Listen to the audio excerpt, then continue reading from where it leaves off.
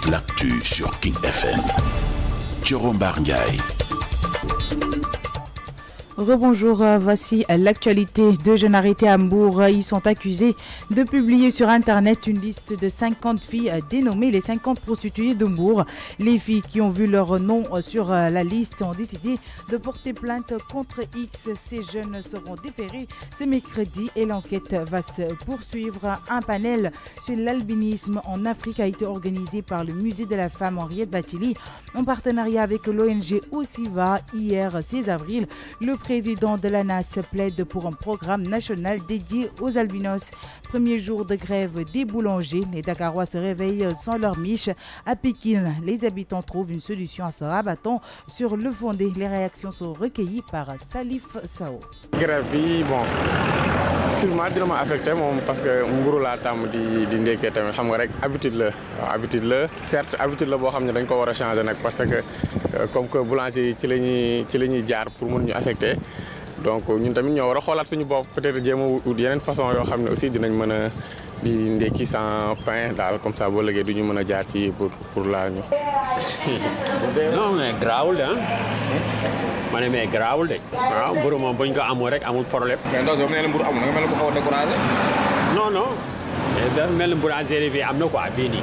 ci kanam waaw. est-ce que yaakaar nga ne tey sa fonde dina gën a mën a gaaw a jeex wala comme que mburu nit ñi bu ñu amul mburu yaa ngi nekk ci wetu boulangerie bi est-ce que bu ñu amul mburu dafa nga ni ñëw jënd fonde.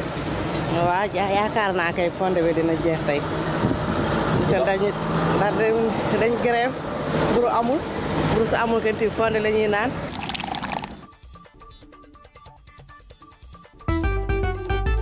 International Édouard Philippe a annoncé mercredi à l'issue du Conseil des ministres le lancement d'un concours international pour reconstruire la flèche de la cathédrale Notre-Dame de Paris. Partie en fumée lundi soir, l'objectif est de doter Notre-Dame de Paris d'une nouvelle flèche adaptée aux techniques et enjeux de notre époque, a-t-il annoncé. Sport, Lowry et Denver se réveillent. Portland en force au cassé. NBA après avoir été invisible lors du match 1. Kyle Lowry a rebondi en compilant 22 points et 7 passes contre le Magic. Cette nuit, dans son sillage, les Raptors égalisés dans la série. Victoire 111-82 points. Victoire aussi de Denver contre San Antonio 114-105 points.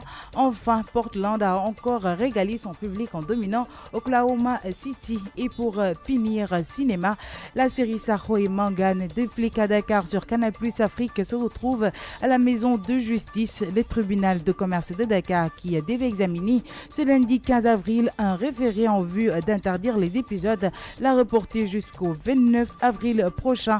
Un producteur indépendant du nom de Masek a accusé la chaîne d'avoir plagié un de ses scénarios pour créer la trame de la série car ayant découvert de fortes ressemblances entre la série et les scénarios de Division X Dakar, le nom du projet qu'il avait envoyé en 2013 à Canal+.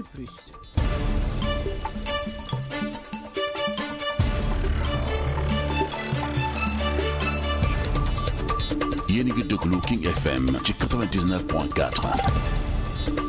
mbokk yi ñu ngi leen di nuyu di leen dalal ak jàmm ci seen tënkum xibaar dañu koy daal di tàmbali ak ñaari ndaw yi nga xamante ni takku der yi teg nañ leen loxo foofu la ca Mbuur li waral li ni mel nag mooy dañ leen di jiiñ ñi dañuy daal di publier ca internet benn liste goo xamante ne lu tollook juróom fukki tur xale yi jigéen ña nga fa ba tax na sax ñu daal di leen tuddee li nga xamante ni moom mooy di juróom fukki prostituée yu Mbuur xale yi jigéen yi nga xamante ne jot nañoo gis seen tur ca liste boobee nag daal di nañu porter plainte ba tax na takk der yi daal di dem teg loxo xale yooyu le dinañ leen defeere ndiki tey ji enquête ga nag dinañ ko daal di wëyal buñ ca jógee dañuy daal di waxtaanee panel bu jëm ci wàllum albinisme ci Afrique bi nga xamante ne organisé woon nañu ko fële ca musée de la femme Henriette Bathily ñu ànd ceek ONG Osiwa niki démb fukki fan ak juróom benn ci weeru avril seen njiit nag moom mi le xam le ne ni jamono jile li mu daal di bëgg moom moo ñu taxawal benn programme national daal di koy jagleel ñi nga xamante ne ñoom ñoo di albinos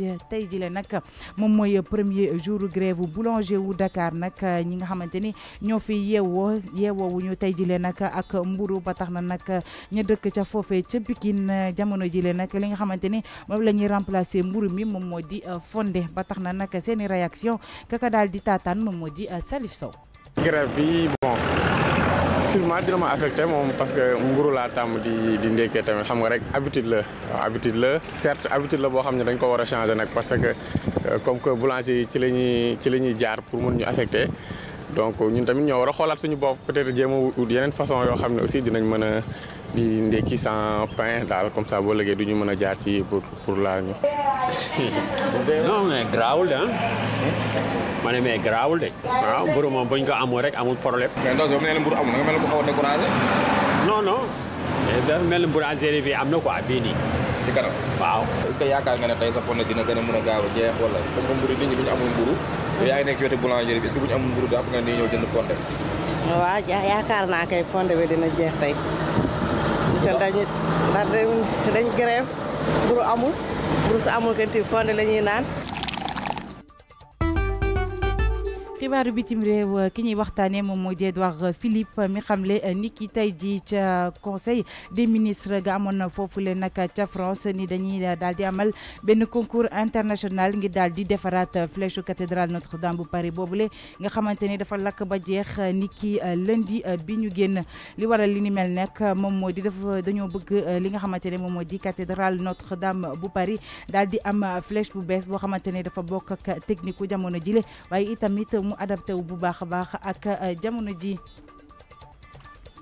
Suivez-nous sur notre site web www.kingfm.sn.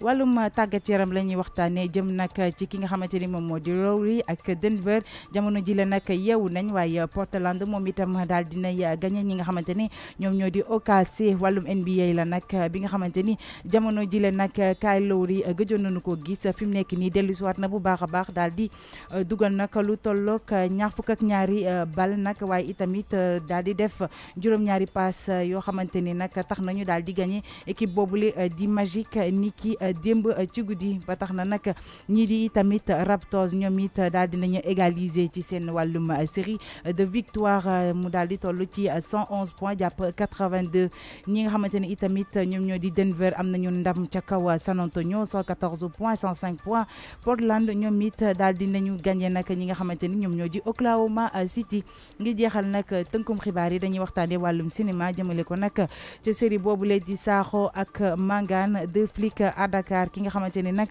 moom moo di Masek nag yóbbu na leen ca yoon maanaam ñi nga xamante ni ñoom ñoo daal di def série bi ni mel ndax jàpp na ni nag dañoo daal di jël mbiram lu ci mel ni nag ay scénario yoo xamante ne dafa daal di ñuru ak scénario yi nekk ci biir série bokkoon nag ci projet bi nga xamante ni yónnee woon na ko waa Canal Plus ni ki ci atub 2013 mu daal di woon ko dippee Division X Dakar jàpp na ni nag scénario yooyu la ñoom ñoo nekk ci bile série ba tax na ñii di tribunal bu commerce bu Dakar nag waroon na examiner li ni mel ni ki fukki fan ak juróom ci weeru avril daal di nañu ko puus ba li nga xamante ni moom moo di ñaar fukki fan ak juróom-ñeent ci weeru avril bi nu jëm.